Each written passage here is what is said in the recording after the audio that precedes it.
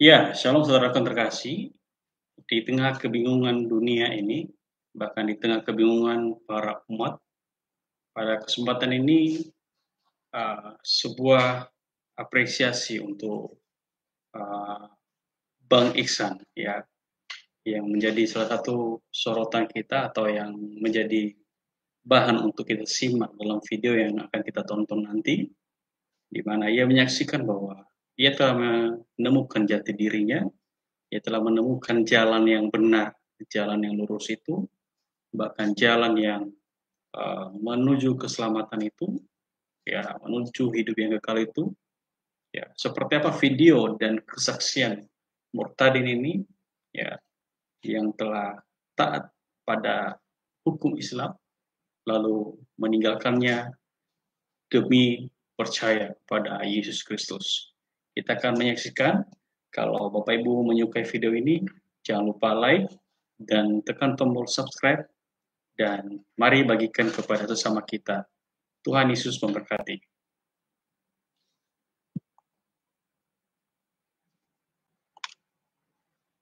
Ya, kita akan nonton. Mari simak dengan baik. Dan apa tanggapan Bapak Ibu, saudara-saudari, silakan komentar di kolom komentar.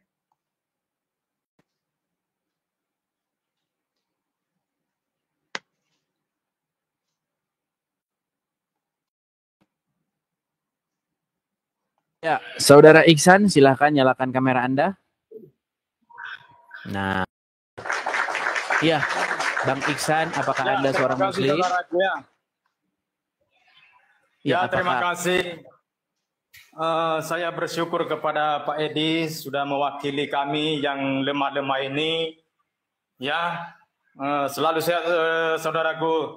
Di dalam nama Tuhan Yesus, terima kasih. Ini Bang Iksan ini Muslim? Ya, saya murtadin. Murtadin, sudah.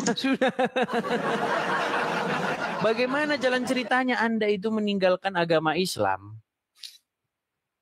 Ya, mungkin agak lama ya. Karena pada waktu itu saya selalu berdoa itu dengan bahasa Arab. Dan saya bisa baca huruf Arab itu, tapi saya tidak tahu artinya. Oh ya, persis itu seperti yang saya katakan. Itu memang kenyataan, Bang. Jadi kenyataannya itu banyak orang Islam itu pandai berbahasa Arab, mengulang-ulang bahasa Arab, tetapi tidak mengerti artinya. Kalau kata Ustadz Munzir Situmorang, katanya seperti keledai. Flipper, makasih Bang. Makasih Bang Flipper. Lama Bang Flipper tidak kelihatan. Jadi abang dulu seperti itu? Ngelihat, baca-baca tulisan Arab, kemudian baca-baca. Ya, saya tidak tahu pada waktu itu. Jangan dulu nak. Pada waktu itu kan saya selalu ya mengucapkan ini. Mungkin bisa saya ngomong dulu Pak Aris ya. Silakan. Bismillahirrahmanirrahim. Alhamdulillahi rabbil alamin. Arrahmanirrahim. Maliki yaumiddin. Iyyaka na'budu wa iyyaka nasta'in. Ihdinas siratal mustaqim. Siratal ladzina an'amta 'alaihim ghairil maghdubi 'alaihim waladdallin. Jadi salah satu ayat ini Pak Edis saya merenungkan ketika saya sudah memahami terjemahan tersebut. Dulu saya rajin ya, saya taat kepada Islam. Jadi saya menganggap yang saya baca setiap hari itu kata-kata yang mulia kepada sesembahan saya. Jadi pada waktu itu puji Tuhan ada yang suatu saya renungkan yang mana dalam kalimat ihdinas siratal mustaqim artinya tunjukkan kami jalan lurus. Jadi saya memahami itu berarti kalau saya setiap hari malah lebih setiap hari saya mengucapkan kalimat ini berarti saya dalam di jalan yang belok. Itu pemahaman saya. Jadi ketika itu tunjukkanlah kami jalan lurus. Berarti saya ini dalam keadaan jalan belok. Jadi saya mencari tahu di mana jalan yang lurus. Jadi saya baca di dalam itu saya jumpa ya di surah Al-Zukhruf 61 bahwa dikatakan situ inti dikatakan di situ Nabi Isa lah jalan yang lurus. Jadi ketika itu saya mencari tahu siapakah Nabi Isa ini. saya mencari sebagai yang saya percayai bahwa Nabi Shallallahu Alaihi Wasallam bahwa dialah yang kami ikuti. Jadi saya anehnya dalam saya mencari ini saya tidak mendapatkan bahwa Nabi Muhammad ini yang lurus. Jadi dikatakan sini Nabi Isa. Jadi ketika itu saya cari ya siapa dia ini Nabi Isa. Jadi ketika itu pada itu saya baca ketemu di surah Al-Imran 45 dikatakan di situ Nabi Isa anak Maria ya kalimat atau firman Allah. Tapi yang terkemuka di dunia dan akhirat. Jadi saya memahami itu dikatakan di situ akhirat artinya kalau dia nabi berarti nabi akhir. Jadi tiada lagi selain dia karena dia akhir. Jadi ketika itu saya merenungkan lagi kenapa dengan pemahaman kami dikatakan bahwa Nabi Shallallahu Alaihi Wasallam adalah itu nabi terakhir. Jadi saya menjanggal. Jadi karena saya renungkan itu Pak Edis pada waktu itu, saya berpikir berarti daripada saya bingung, saya mencari tahu siapa yang menciptakan langit dan bumi. Karena itu saya mencari kalau ada yang mengaku saya yang menciptakan langit dan bumi, berarti dia Tuhan udah pasti. Jadi pada waktu itu Pak Edis, saya membaca ya di surah Al-Hadi ayat 3 itu bahwa dikatakan situ dialah. Jadi Al-Quran itu sebagai saya Muslim sebagai pentunjuk. Dan oleh dengan di surah Al-Hadi ayat 3 ini dikatakan dia yang awal dan akhir, yang johir yang batin. Dan dijelaskan di ayat 4-nya itu dialah yang menciptakan langit dan bumi dan segala sesuatu. Jadi saya mencari tahu siapakah yang awal dan akhir. Seketika itu ya, saya sudah mencari, saya baca hadis dan saya baca kitab lain. Saya tidak mendapatkan siapa dia yang awal dan akhir. Tidak pernah. Allah juga tidak pernah, aku Allah, aku yang awal dan akhir. Tidak pernah. Tapi saya mencari tahu Pak Edis. Mencari tahu pada waktu itu. Saya tidak pernah menemukan, jadi saya mencari tahu di mana dia yang awal, siapa yang awal dan akhir. Jadi ketika itu saya percaya bahwa yang dikatakan di surah Al-Baqarah bahwa wahai Muhammad, diperintahkan Allah, wahai Muhammad, kalau kamu ragu-ragu dan bertanya kepada kitab sebelum kamu yaitu Taurat dan Injil. Jadi di dalam keimanan saya tidak pernah saya menemukan Taurat dan Injil. Jadi oleh karena itu pada waktu itu saya mengikuti apa yang dikatakan oleh Al-Quran. Saya mencari di Injil, ya, di Injil yang mana di Alkitab kepercayaan orang Kristen. Jadi pada waktu itu saya cari. Ketika itu waktu saya cari muncul di surah kitab Wahyu 22 ayat 13 dikatakan dia dengan sangat tegas. Jadi Tuhan Yesus ini sangat tegas dia mengatakan ya dengan tegas. Akulah Alfa dan Omega, akulah yang pertama dan akhir, dan aku yang awal dan akhir. Jadi ketika itu saudara, pada waktu itu saya merinding ya, saya merinding. Kok dia yang mengatakan akulah, tapi bukan dia menunjukkan dialah, tapi dengan tegas akulah yang awal dan akhir. Jadi oleh karena itu saya penasaran pada waktu itu saya mencari di mana. Yang saya cari tahu ajaran Yesus yang diajarkan kepada umatnya yang mengikuti dia. Jadi pada waktu itu saya mencari tahu itu, saya menemukan ajaran yang sangat mulia Pak Edis di surah 5 ayat 44 bahwa kasihilah musuhmu dan berdoa kepada siapa yang menganiaya kamu. Jadi waktu saya temukan ajaran itu Pak Edis, jadi saya mau kaget di situ. Ini tidak di ajaran saya tidak pernah saya mendengar ajaran seperti ini. Jadi oleh karena itu saya mencari bagaimana dan ini saya karena saya mencari tahu semua. Jadi Yesus ini sehingga nanti di surah Al-Zukhruf ayat 61 dikatakan situ Nabi Isa jalan lurus. Tapi Yesus mengatakan bahwa akulah jalan kebenaran dan hidup. Jadi saya waktu itu saya sampai berdebat kepada keluarga saya Pak Edi sama mama saya sering sampai mama saya dibilang kau itu harus tahu kau tanya sama Pak Ustadz, nggak boleh kau menafsirkan sendiri. Itu mungkin kamu salah memahami. Dan saya ikuti apa kata mama saya dan saya bertanya kepada guru. Cuman memang Pak Ustadz saya bertanya itu tidak pernah memuaskan, tidak sesuai dengan dalil yang saya pertanyakan sama dia. Berbelit-belit gitulah ya. karena ada perasaan saya iya-iyakan aja. Jadi oleh karena itu saya ini Pak Edis kritis.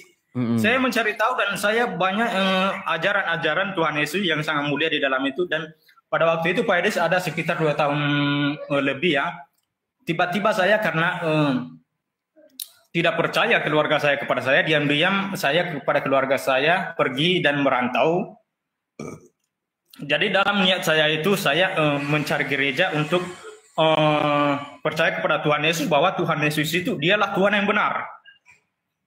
Jadi pada waktu itu Pak Edis saya mendatangi gereja Pak Edis, saya cari gereja terdekat dan ya puji Tuhan pada waktu itu ya ada ketemu sama pendeta dan dibilangnya pada waktu itu saya pada waktu di pintu gereja itu ada seorang ibu-ibu dan saya tanya ada pendeta nggak Bu? Jadi pada waktu itu ibu itu ya sangat baik dan menerima, dipanggilnya lah seorang Pak Pendeta dan dia tanya kepada saya kenapa. Saya bilang sama dia, Pak saya mau dibaptis. Jadi Pak Pendetanya baik dikasih saya duduk dan ditanya kenapa kamu mau minta dibaptis. Emangnya Bapak belum pernah dibaptis? Saya bilang sama dia, saya ini Pak belum pernah dibaptis, ya. Karena saya ini Islam. Jadi saya bilang Islam langsung kaget Pak Pendetanya ini. Jadi kaget dia bercerita lah kenapa saya jelaskan bahwa saya mengikut Tuhan Yesus ini dengan sungguh-sungguh dan saya sudah mencari tahu dia siapa dan saya percaya bahwa dialah Tuhan yang benar. Jadi oleh karena itu dijawablah oleh Pak Pendeta, oke saudaraku kalau begitu, kalau memang betul percaya kepada Tuhan Yesus, tapi kalau sekarang kita tidak bisa, walaupun Bapak sudah percaya kepada Tuhan Yesus, tapi itu tidak bisa kami langsung terima begitu. Tapi harus kamu melalui pengajaran dulu, harus tahu kau arti baptis, dan harus kamu mengenal Tuhan Yesus itu siapa sebenarnya. Jadi dalam waktu itu Pak Edis, saya jujur aja, pada waktu itu Pak Pendetanya bilang kayak gitu, tidak dibaptis. Jadi dalam pikiran saya ini kenapa saya ditolak Pak Pendeta? Apakah dia tidak percaya kepada saya? Jadi saya tidak tahu karena di dalam keimanan saya dulu asal ada orang yang datang ke masjid untuk percaya kepada Nabi Muhammad hanya mengucapkan 2 kalimat syahadat udah sah. Jadi ini saya merasa ditolak pada waktu itu. Padahal bukan itu maksud Pak Pendeta, tapi pikiran saya terbelok pada waktu itu. Berarti Pak Pendeta yang tidak percaya. Dan karena itu, karena saya sungguh-sungguh percaya kepada Tuhan Yesus, saya mengikuti apapun yang dikatakan oleh Pak Pendeta. Saya mencari tahu apa yang dimaksud pengajaran ini. Dan pada waktu itu dijelaskan inilah arti baptis. Perbuatan yang lama yang tidak baik dan ditinggalkan menjadi perbuatan yang baik. Itu yang diajarkan oleh Tuhan Yesus. Jadi pada waktu itu Pak Edis saya diajarkan, saya dibaptis dan saya merasakan waktu saya dibaptis itu Pak Edis, ya ada kelebihan sesudah saya dibaptis itu dengan 1 minggu kemudian. Ketika saya membaca ulang Alkitab, baru saya mengerti apa firman Tuhan. Jadi pada waktu itu belum saya dibaptis, walaupun saya diajarkan dan saya tidak pernah paham. Jadi ketika saya dibaptis ada berupa perbedaan Pak Edis. Jadi itu saya sekarang ini lebih sungguh-sungguh kepada Tuhan Yesus dan Tuhan Yesus itu Tuhan yang benar. Tapi ngomong-ngomong, Bang. Oke, tapi ngomong-ngomong, ini abang bukannya lagi di masjid? Bukan, ini di rumah. Tapi rumahnya macam masjid rumahnya. Terus bagaimana tanggapan keluarga?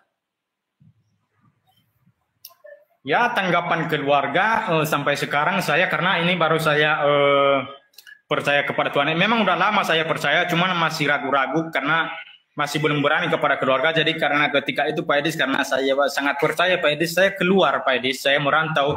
Dengan alasan saya, daripada saya berkelahi sama keluarga saya, lebih bagus saya diam-diam merantau. Jadi alasan saya merantau dan itu niat saya untuk percaya kepada Tuhan. Jadi sampai sekarang saya Pak Edis, keluarga saya itu memang saya ditolak dan dikatakan bahwa kamu itu tidak waras dan apa. Itu kan Yesus itu kan manusia. Kenapa kau percaya sama orang-orang Kristen itu? Jadi daripada saya istilahnya berdebat sama keluarga saya, makanya saya merantau Pak Edis. Saya mencari kerja, bekerja sama orang Pak Edis. Walaupun kami di kampung ada rumah dan ada kebun sedikit, tapi saya tidak peduli itu Pak Edis. Tapi bukan artinya tidak sayang sama saya sama keluarga. Tapi saya prioritaskan Tuhan dulu. Betul. Harus lebih dekat Tuhan dulu. Karena Tuhan itu bagi saya itu maha kuasa. Jadi ketika nanti itu, karena saya percaya itu nanti saya percaya bahwa keluarga saya itu nanti akan dijamah oleh Tuhan Yesus. Jadi saya berdoa terus Pak Edis. Jadi saya keterbatasan saya ini Pak Edis, sampai istri saya suamiku udah cerai kami ya. Jadi cerai masalah ini juga. Dari keluarga saya tidak terima. Jadi anak saya itu masih di pesantren Pak Edis, masih di pesantren mereka saat ini, masih di pesantren Pak Edis, serius. Jadi karena Anda jadi Kristen, akhirnya istri Anda pun akhirnya meninggalkan Anda begitu. Iya. Waduh. Ya itu ya teman-temannya, karena memang jadi anak saya ikut dia. Jadi bayangkan saja Pak Edis pada waktu itu bagaimana mereka membenci saya itu Pak Edis. Ada sesuatu rezeki saya kemarin Pak Edis. Saya mau ngirim untuk nafkahi anak, tapi mereka menolak. Jangan kau kirim uang. Kami bisa ngasih makan anak. Jadi bagi saya nggak apa-apa Edis. Selalu saya berdoa kepada Tuhan Yesus yang benar. Dan saya percaya itu akan nanti mereka kalau sudah besar tahu dia mana Tuhan yang benar, yang layak disembah. Jadi tahu dia Tuhan yang layak disembah. Itu aja Pak Edis. Salah satu pemicu Anda itu kok bisa-bisanya Anda itu akhirnya meninggalkan agama Islam itu sebenarnya gara-gara apa? Apakah juga gara-gara sering nonton diskusi atau bagaimana? Bukan. Mungkin baru-baru kali ini saya menonton. Jadi saya itu Pak Edis. Tapi bukan saya mengaitkan. Tapi intinya ini Pak Edis, kalimat dari surah Al-Hadid ayat 3 ini surah Al-Hadid 2, 3 dan 4. Itu berkaitan, jadi saya mendalami itu Pak Edis. Karena huwa itu Pak Edis, itu kan wal awalu wal akhiru. Jadi huwa itu artinya laki-laki yang lahir. Itu artinya bahasa Arab. Dialah jadi, yang awal. Pak Edis, Zohir itu mungkin di privat Pak Edis. Tapi bukan, saya tidak mau menjelaskan di sini Pak Edis. Mungkin Zohir itu lahir kalau bagi saya. Karena saya ada Al-Quran lama, yang kuno, yang sudah lama. Itu Zohir itu artinya terjemahannya dulu lahir, bukan Zohir. Lahir dikatakan di situ. Dia yang lahir, yang batin. Dan yang batin. Dia yang lahir dan yang batin. Itu dia Pak Edis. Gini Bang Ihsan. Ini banyak yang menuduh Anda ini katanya settingan. Bahwa Anda itu ini hanya settingan, bukan Islam beneran. Gimana? Apakah Anda setuju kalau kita kasih naik satu Muslim?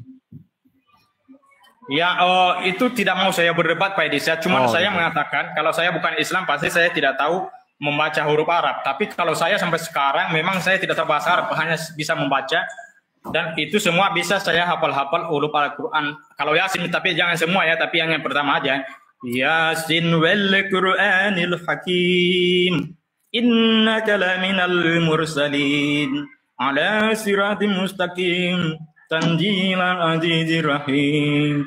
Ditunjira kama ma unjira abahum fahum wafilun. Jadi saya jangan semua. Jadi jadi surah Al-Ikhlas. Sah ya, Muslim ya.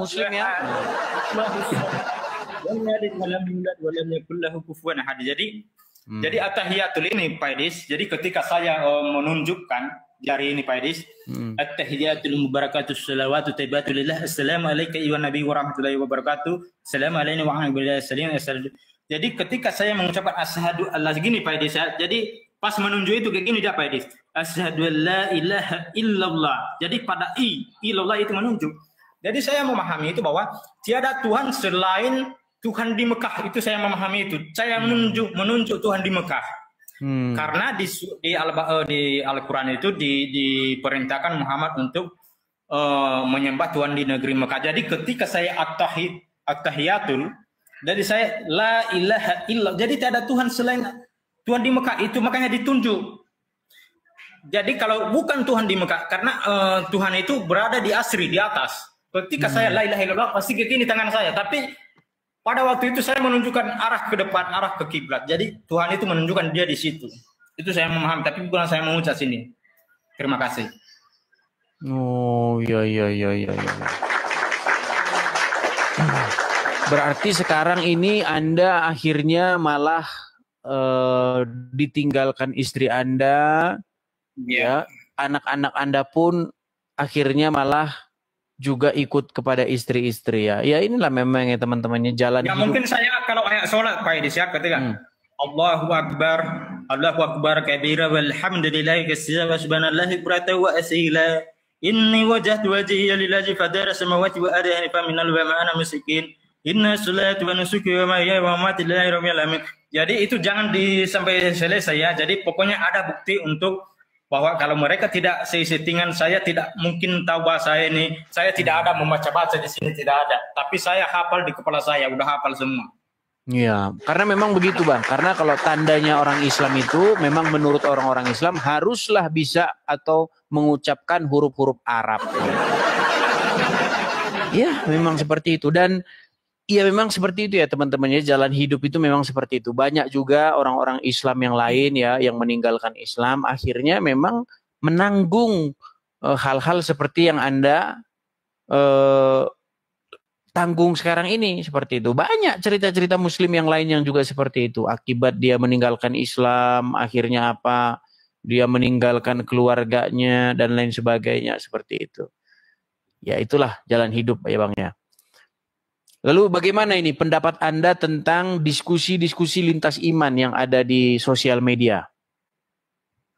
Ya, saya bangga. Saya bangga kepada penjelasan dari orang itu Kristen. Jadi ketika mereka sering menjawab kepada saudara saya anggap memang saudara saya ya. Jadi selalu mereka tidak bisa untuk menjawab.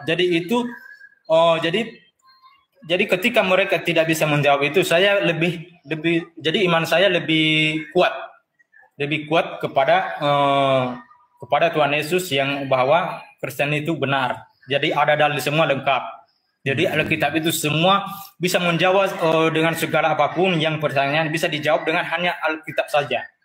Jadi itu kelebihan untuk sebagai menguatkan iman saya, itu aja. Iya, kalau orang Islam memang fakta dan kenyataannya ketika mereka saya tanya apakah Al-Quran itu lengkap, mereka bilang lengkap. Tapi ketika menjelaskan agama Islam, Qurannya nggak dipakai. Iya, mereka malah pakai buku-buku lain, buku syekh ini, kitab syekh ini, karangan ulama ini, buku karangan begini menurut kitab imam ini. Makanya saya heran Bang. Ya kan? Di mulut berkata Al-Quran adalah kitab yang lengkap dan sempurna, tetapi pada prakteknya kitabnya itu tidak dipakai untuk menjelaskan agama Islam. Malah menggunakan kitab-kitab lain. Nah, itulah yang terjadi di tengah-tengah umat Islam. Seperti itu. Makanya memang kalau dipikir dalam-dalam, makanya saya pernah melakukan tantangan tuh Bang. Kalau ada orang Islam yang bisa membuktikan dia percaya Al-Quran, saya lompat dari Monas, saya bilang. Gitu. Dan banyak hal-hal lain gitu Bang. Jadi misalnya seperti sunat begitu. Apakah Anda percaya bahwasanya Al-Quran menjelaskan segala sesuatu? Dia bilang, iya. Kalau begitu tolong tunjukkan apa fungsinya sunat. Nggak percaya dia kalau Al-Quran menjelaskan tentang sunat. Nggak percaya. Tidak ada orang Islam yang percaya bahwa Al-Quran menjelaskan fungsi dan kegunaan sunat. Mereka pasti bilang, oh itu untuk kebersihan atau bersuci katanya. Di mana dalam Al-Quran bersuci itu sunat? Nggak ada. Ada sebuah riwayat atau informasi bahwa Ibrahim itu bersunat. Begitu. Jadi kalau memang kita ikuti narasi mereka memang seperti itu Bang. Ya, artinya Abang sudah meninggalkan agama Islam, itu sudah satu satu perpindahan lah dari kesesatan menuju jalan yang benar seperti itu. Karena banyak orang di luar sana beragama itu hanya ikut-ikutan Bang, tanpa pernah membandingkan, tanpa pernah mempelajari seperti itu. Seperti orang beri uang palsu. Orang yang menyimpan uang palsu, dia tidak pernah sadar bahwa uangnya palsu. Karena dia tidak pernah membandingkan dengan yang aslinya. Seperti itu. Yeah. Nah, saya itu sudah menghabiskan waktu belasan bandingkan Al-Quran dengan Injil, dengan Taurat. Saya bandingkan. Nah, ketika saya bandingkan, oh begini. Nah, saya melihat Al-Quran itu seperti kitab yang lepas-lepas begitu halamannya. Begini lompat ke sini begitu.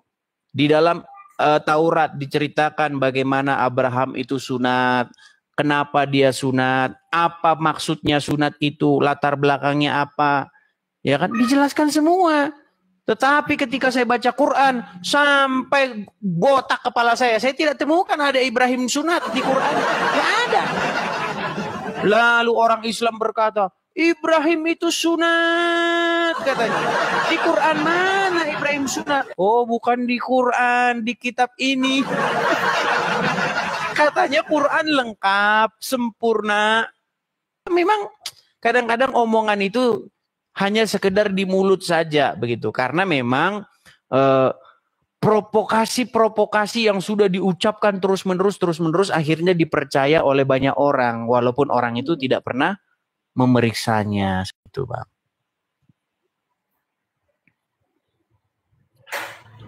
Oke lah, abangku. Oke. Saya wakilin kami ya, nanti saya dukung nanti saya cari nanti profil abang dan nanti saya dukung ya. Terima kasih Bang Iksan. Oke Bang Iksan, selamat malam. Ya, begitu saja kesaksian dari